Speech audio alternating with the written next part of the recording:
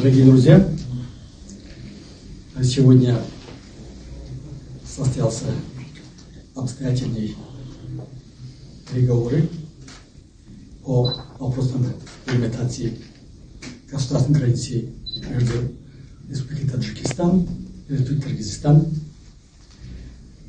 Я с уверенностью заявляю, что вопрос делимитации государственной границы между двумя государствами, выполняя политическую волю наших лидеров, глав государств, практически решен. Даны соответствующие поручения председателю комиссии по топографическим и юридическим вопросам проработать и завершить этот вопрос до конца. Дальше идет вопрос юридического оформления, и мы постепенно выходим на межгосударственный договор о делимитации государственной границы между Республикой Таджикистан и Республикой Кыргызстан.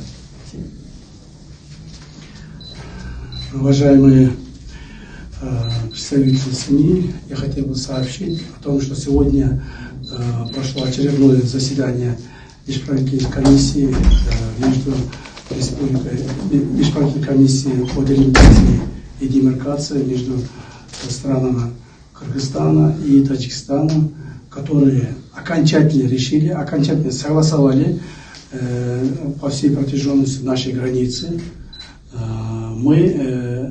Я могу всей ответственностью заявить о том, что сегодня завершен исторический момент согласования границы. Ранее, как Самир Сатарович очень правильно сказал, в дальнейшем остается оформление, юридическое оформление и ратификация через парламентов, подписание наших уважаемых президентов.